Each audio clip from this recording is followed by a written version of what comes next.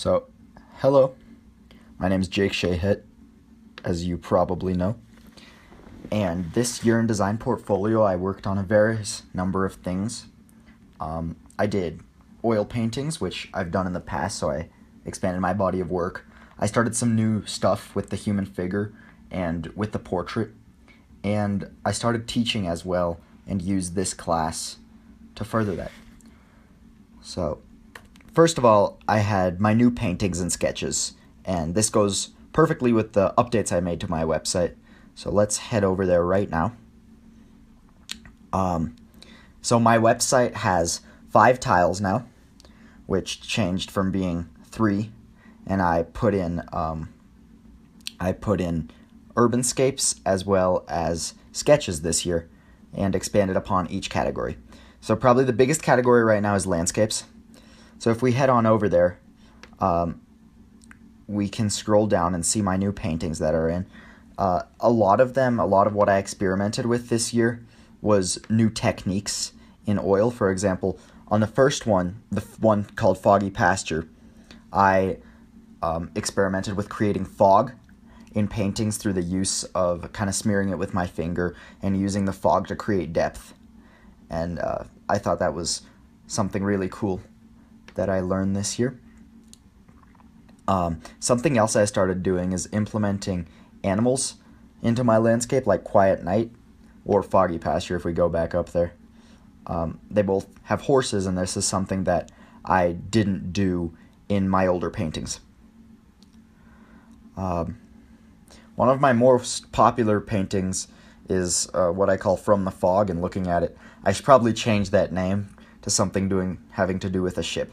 But nevertheless, I also implemented the fog technique I spoke of earlier, and I want to talk a little bit about this painting because I feel like it perfectly represents my style and kind of how I work. So I use a layer approach, if you will. I start off with turpentine, which is a paint thinner. So oil paint is based on oil, right? So like water thins acrylic, turpentine thins oil. And so I'll go and I'll thin the oil and I'll spread it almost like a watercolor across my background just to get my first layer in, just so that the canvas is full and I have something to work with. And the wet paint, it's really nice. You can apply on top of it and then shift it, and it's a lot easier to work with, I feel, wet oil paint rather than just having dry strokes. So after I get my first wet layer on, I start working with my background. And now it's worth noting that before all of this, I have a general concept of what I'm going to do in my head, and I'll usually have a little sketch with me. It changes my idea through the course of the painting, and what I sketched out doesn't always end up being my final solution, but I have a general idea of where I'm going. So once I have that wet canvas, for this particular piece, I implemented the fog, which means that I took titanium white and literally smeared it across with my finger, the canvas, and kind of rubbed it in a circular pattern to create the fog behind it. And then on top of that, I started layering my ship, which I had marked in the wet paint with a palette knife. So I layer it on, and I know compositionally where it should go. And through my whole process, I'll step back and take a look every couple of strokes just to see that what I'm getting out of my painting is really what I want to get. And once I have my ship and kind of the reflection, I blended it all in and to create my painting. And I feel like this painting in particular sort of embodies what I've done this year and what I've learned this year through the use of turpentine to just becoming more confident as an artist. In this painting, I have big confident sort of strokes that I didn't apply too many times, and that's something I've worked towards, and I feel like I really honed in on that and kind of got a lot better at that this year. Another one of my favorite paintings from this year is called The Stalker. Now, it's a lot gloomier. However, I feel as though it's really good at capturing the mood, and it uses that same turpentine technique that I really started using this year. So if we scroll down, I have a bunch more paintings. I won't really touch on any of those for time's sake, but I uploaded a lot more this year. So let's head over to Urbanscapes, which there's not too many of, only 3. And I won't talk about any of these, but out of the new ones, out of the ones I've done this year, I believe it's just Fiddler on the Garage, and let's give it a quick second to load. This one, I'll talk while it loads. This one is inspired by a little garage near the Art Students League. It's a rundown, I don't know how it's still there. I don't know how the HOA hasn't taken care of it, but it's a rundown little shack, and it's, here we go. It's absolutely gorgeous in its kind of desertedness and lack of anybody caring about it, really. It got a really, I don't know, kind of rustic quality to it that I wanted to capture, but I felt as though creating a garage wouldn't really capture the mood I was going after. So I implemented kind of a stormy day, and I put in my garage to create as the centerpiece of the composition. And then if you see, there's a little man playing a violin on top of the garage. And honestly, when I was painting that, I just thought it went well with my mood, kind of a man who's sitting alone on the rooftop playing the violin. Nobody's there to listen to him, but he's doing it regardless, and it's kind of beautiful. So, as far as still lifes, this is going to get incredibly long if I keep taking time on all of these paintings, but I have a lot more still lives this year, and some of them I'm really proud of, like the sunflower work, or the bar interior. It's a little bit more of a mature topic, but I felt like this was the first, or one of the first still lives where, especially in the foreground, I started to be able to capture the detail and pay attention and really see what was happening in a still life. And this wasn't too long ago. This is maybe 2 months old. So I'm proud of a lot of these works. There's a portrait of my dog, and I won't talk about any more of them, but as you can see, there is quite a few. I didn't do much with abstraction this year, so I won't touch too much on it, but let's go head over to sketches. And this is an entirely new category this year, and it's really exciting to me. It's something I haven't done in the past, really, and something that has made me a much, much better, more confident artist, not just in my sketching, but in my still lives, like I mentioned. A lot of it comes from the fact that I'm able to draw a lot better than I was at the beginning of the year. So I had an absolutely amazing opportunity to work with a Soviet instructor. And we went to the Art Students League, and we did a couple of sessions. I'm going to continue doing them. I think we've done 4 so far. Amazing experience. I've learned so much from it. He's been an absolutely outstanding mentor.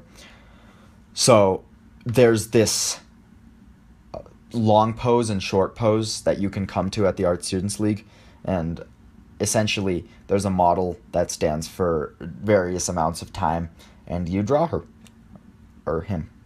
And so here's what I have compiled from both the Art Students League, and then also I did sketching in class, which helped me obviously get more sketches. The more you have, the better. You can never go wrong with sketches, and really helped me get better as an artist and capture the moment better. So here's some of them.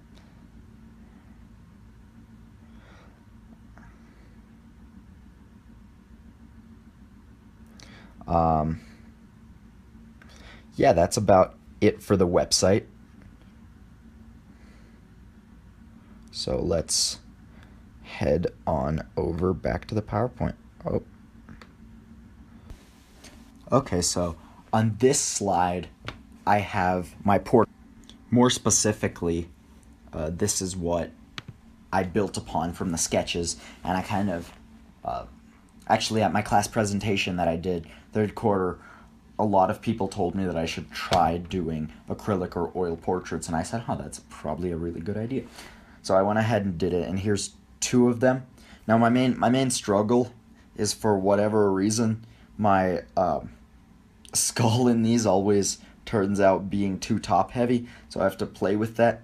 I'm getting better at it, and the next challenge I have is usually I'm used to painting, to just applying paint and going for it. Here there's a lot more drawing involved, even more so than still lives, and I have to not let that interfere with my painting. And what I mean by that is I don't want to lose my style and kind of my what I like about my art, which is the freshness and kind of confidence that I have in it.